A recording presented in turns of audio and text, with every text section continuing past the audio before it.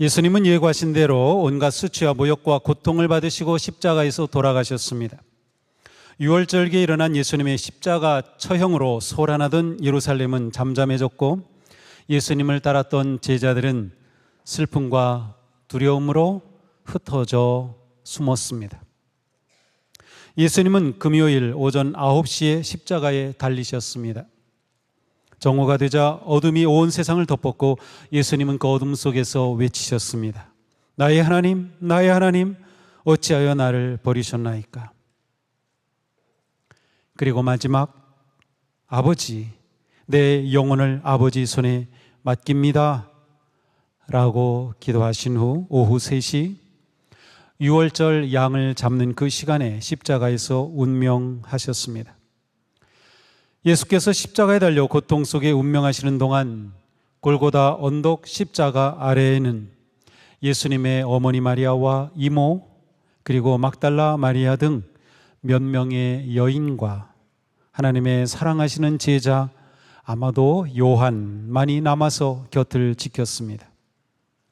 몇 시간 후면 안식일이 시작되므로 장사는 신속하게 진행되었습니다. 예수님의 시신은 깨끗한 세마포에 쌓여 아리마대 요셉이 자신을 위해 준비했던 새로운 가족 무덤에 장사되었습니다. 그리고 굴로 된 무덤의 입구는 큰 돌을 굴려 막았습니다. 황급히 시신을 무덤에 안치는 하였지만 계속하여 장례를 이어가지는 못했습니다. 막달라 마리아와 다른 여인은 예수님이 묻히신 무덤 앞에서 깊은 슬픔을 사귀며 집으로 돌아갔습니다. 그리고 토요일 무덤에 주님은 묻히시고 침묵 가운데 하루가 지납니다. 그렇게 안식일이 지난 후 첫날 곧 주간의 시작인 주일 새벽에 막달라 마리아와 다른 마리아가 다시 무덤을 찾았습니다. 4개의 모든 복음서마다 숫자는 조금씩 다르지만 여인들이 예수님의 무덤을 찾은 이야기를 전해줍니다. 여인들이 무덤을 보러 간 것은 애도하는 마음도 있었고 또한 향품 처리 등 장례 후속 조치를 위한 것이었습니다. 그런데 여인들이 무덤에 이르렀을 때 큰 지진이 나더니 번개처럼 빛나고 눈같이 흰옷을 입은 주의 천사가 하늘에서 내려와 돌문을 굴려내고 그 위에 앉았습니다. 이를 본 여인들은 두려워하였습니다. 경비병들도 떨면서 죽은 사람처럼 굳어버렸습니다. 예수님의 부활 사건에서 지진과 번개가 언급되는 것은 우연이 아닙니다. 구약 성경을 보면 지진과 불은 전능하신 하나님의 나타나심과 관계된 현상입니다. 또한 지진은 예수님이 십자가에서 운명하시던 시간에도 일어났습니다. 바로 예수님이 누구이신가를 상징적으로 드러내는 그러한 현상이었습니다. 무덤은 죽음을 안치하는 곳이지요. 종교 지도자들과 세상의 권력자들은 비치며 진리신 예수님을 죽이고 무덤에 가둠으로 승리한 듯 보였습니다. 그러나 하나님은 인간이 막아놓은 무덤에 돌을 굴려버리셨습니다. 하나님은 부활의 능력으로 무덤을 열고 생명을 불어넣으셨습니다. 절망과 어둠의 무덤을 열고 생명과 빛을 비추시는 하나님의 능력이 곧 부활입니다. 예수님의 부활은 세상의 불의와 교만과 음모의 무덤을 해체하고 절망의 장벽을 무너뜨린 생명의 승리였습니다. 부활은 진리의 승리이며 사랑의 승리이며 빛의 승리입니다. 그러기에 부활은 우리의 삶에 지진을 일으킵니다. 하나님의 임재하심과 부활의 능력으로 무덤의 문이 열리는 것이죠. 우리 인생을 뒤흔들어 우리 무덤을 열어버리는 것이죠. 무슨 무덤입니까? 자기 자신을 가둔 무덤, 원망의 무덤, 죄와 두려움의 무덤, 절망의 무덤, 포기의 무덤, 모든 무덤의 문은 열려야 합니다. 이 시간 부활의 능력으로 절망의 무덤이 열리며 어둠의 장벽이 무너지며 자신의 인생을 얽매던 사슬이 끊어지는 생명의 역사가 임하기를 축복합니다. 무덤을 지키던 경비병과 무덤을 찾아온 여인들은 똑같은 광경을 목격했지만 서로 다른 증언을 합니다.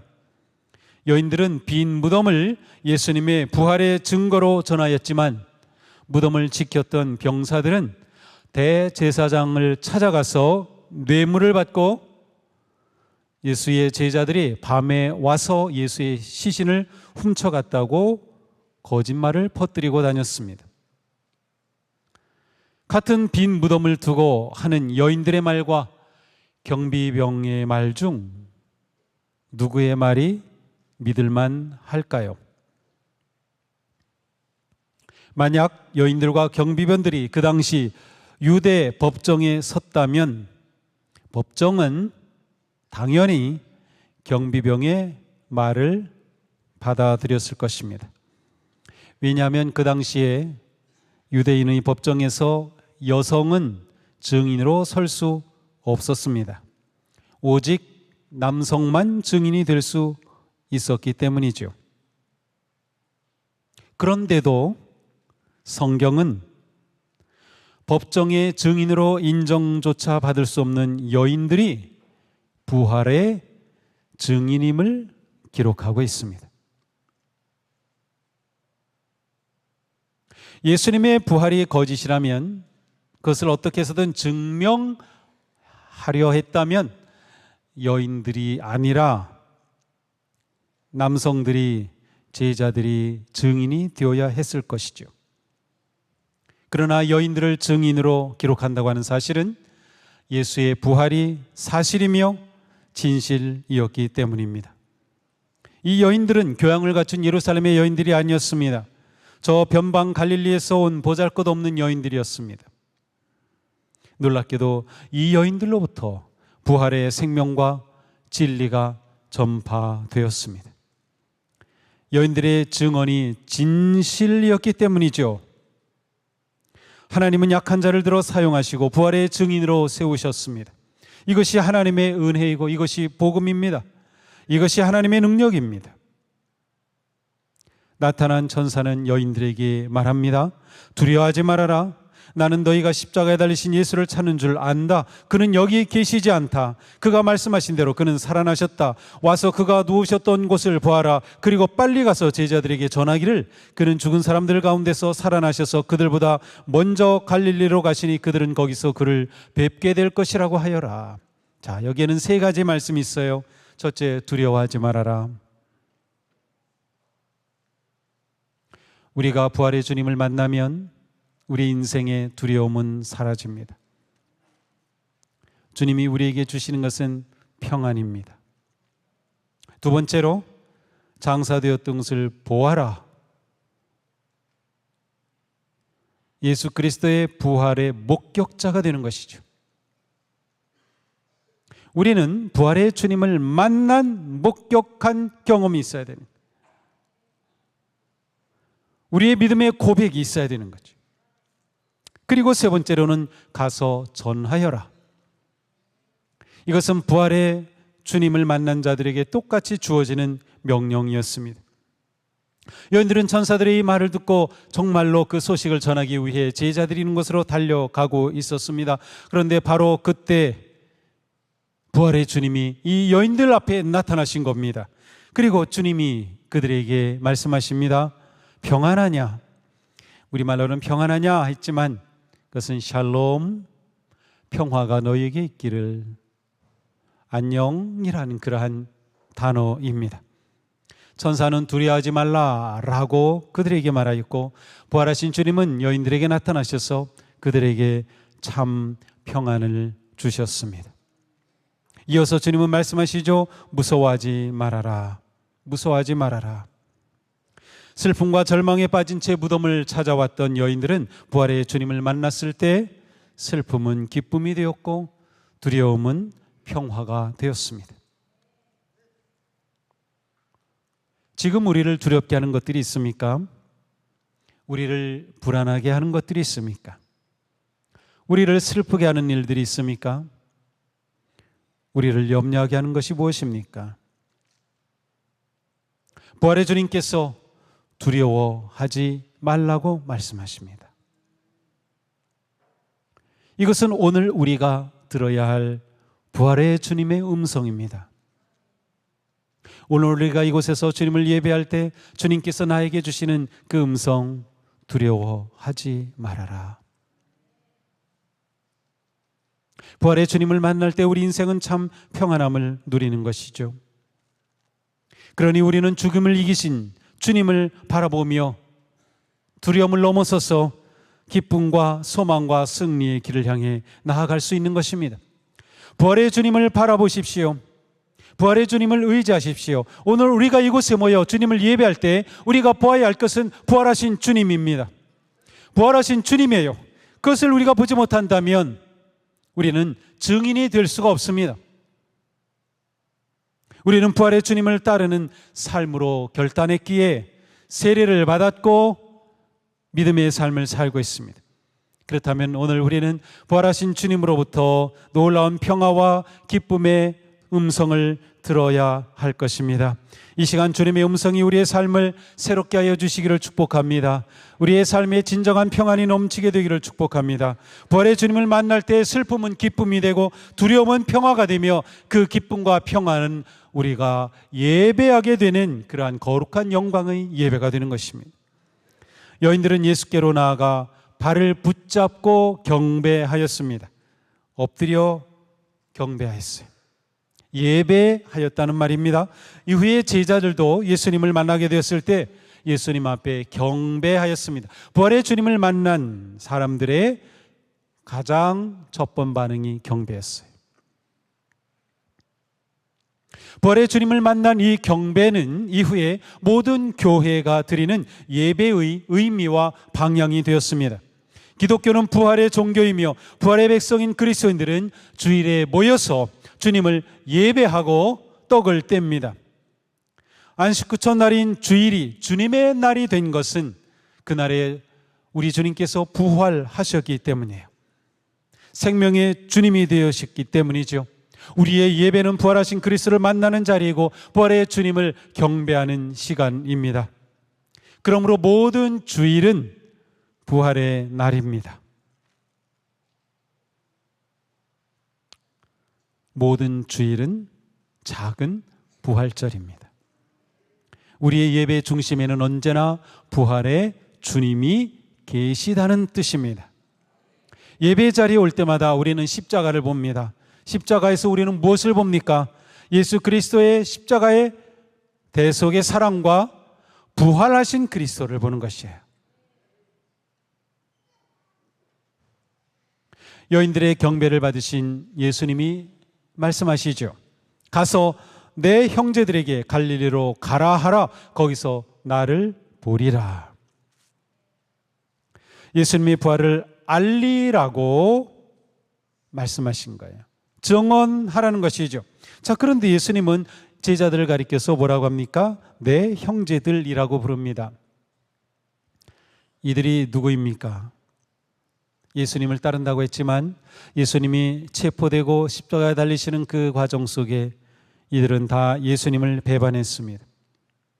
그들은 예수님의 죽음과 그 모든 고난을 외면했습니다.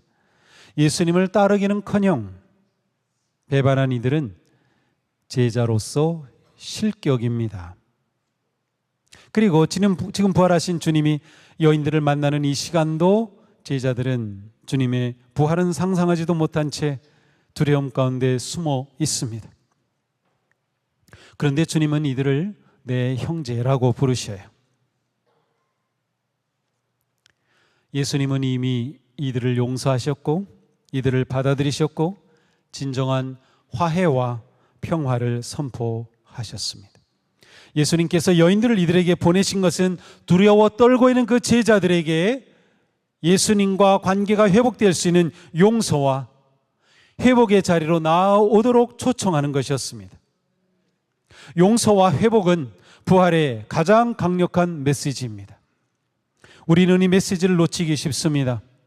부활하신 주님이 내게 베풀어 주신, 우리에게 베풀어 주신 최고의 은혜가 바로 용서와 생명의 회복인 것이죠. 십자가의 돌아가심과 부활이 우리에게 용서를 가져오셨고 그 용서로 우리는 구원을 받은 것이에요. 우리의 생명이 회복이 된 것이죠. 우리가 부활의 주님을 찬양하는 이유는 이것입니다. 예수님의 부활이 없다면 십자가의 사랑도 용서도 없을 것입니다. 십자가의 용서와 사랑으로 우리는 구원을 받았고 하나님의 자녀가 된 것이죠. 우리는 부활이 우리에게 주신 이 놀라운 선물을 감사하며 주님을 예배하는 것입니다. 부활하신 주님을 우리가 찬양하고 예배할 때 부활의 능력과 은혜와 생명을 충만하게 누리시기를 축복합니다. 두려움의 무덤을 깨뜨리십시오. 절망의 어둠을 물리치십시오. 용서와 회복의 삶을 살아가십시오. 우리 주님 부활하셨습니다. 부활하신 우리 주님 살아 계십니다. 부활은 단지 과거에 일어난 한 사건이 아니고 지금도 여전히 우리 가운데 계속되고 있는 하나님의 역사입니다. 왜냐하면 부활하신 주님은 지금도 살아 계시기 때문입니다. 우리가 예수 믿는 것은 살아계신 주님을 만났기 때문이죠. 그렇다면 주님이 지금도 살아계시다면 우리는 주님이 살아계시기에 주님을 볼 수 있고 주님을 만날 수 있고 주님의 은혜를 입을 수 있고 주님의 인도하심을 받을 수 있는 겁니다. 그렇게 우리는 믿음의 삶을 살아가는 것이죠. 이제 우리는 주님 살아계시니 주님의 말씀 따라서 부활의 증인이 되어야 하는 것입니다. 오늘 우리는 부활절 주님을 예배하면서 주님이 살아계시구나, 나와 함께 하시는구나, 내 안에 살아계시는구나, 우리 안에 살아계시는구나 라고 하는 이 놀라운 사실을 확증하시기 바랍니다. 주님이 살아계심을 확증하면 우리 인생은 달라집니다. 문제를 보는 눈이 달라집니다. 문제를 해결하는 방식이 달라집니다. 고난을 마주하는 우리의 마음이 달라지는 것이죠. 부활하신 주님의 이 은혜를 널리 널리 전파하시기 바랍니다. 주님 부활하셨기에 우리는 두려움 없이 사랑할 수 있습니다. 우리는 두려움 없이 섬길 수 있습니다. 온 누리의 부활의 소망을 전하는 우리가 되기를 축복합니다. 부활의 영광, 부활의 기쁨, 부활의 생명, 부활의 소망이 우리의 삶과 가정과 일터와 온 누리에 넘쳐나는 복된 삶이 되기를 축복합니다. 두려운 것 부활의 능력으로 이기십시오. 걱정스러운 것 부활의 능력으로 넘어서십시오. 우리를